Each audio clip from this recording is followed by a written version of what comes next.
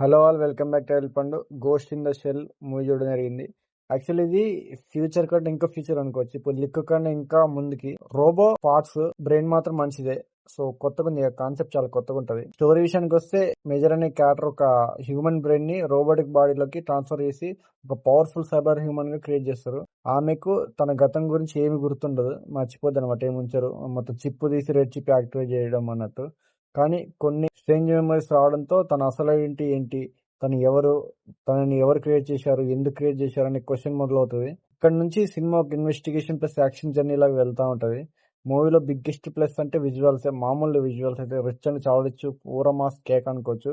Future one ని చాలా stylish గా చూపించారు. Cyber punk atmosphere, city design, action sequences అన్ని విజువల్లీ చాలా అంటే చాలా ఇంప్రెసివ్ గా ఉంటాయి. స్కార్లెట్ పర్ఫార్మెన్స్ కూడా క్యారెక్టర్ కి సూట్ అవుతుంది. స్కారెట్ పర్ఫార్మెన్స్ కూడా క్యారెక్టర్ కి సూట్ అయింది.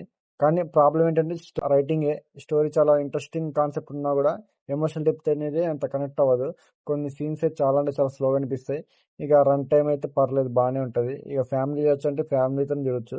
క్యారెక్టర్స్ గురించి కూడా ఇంకాస్త స్ట్రాంగ్ గా ఎస్టాబ్లిష్ చేస్తుంటే మూవీ ఇంపాక్ట్ ఇంకొంచెం పెరిగేది అనిపించింది. అది technology, artificial intelligence, human identity లాంటి కాన్సెప్ట్ మీద మూవీస్ ఇష్టపడే వాళ్ళకి సినిమా అయితే డెఫినెట్ గా ఇంట్రెస్ట్ అనిపిస్తుంది.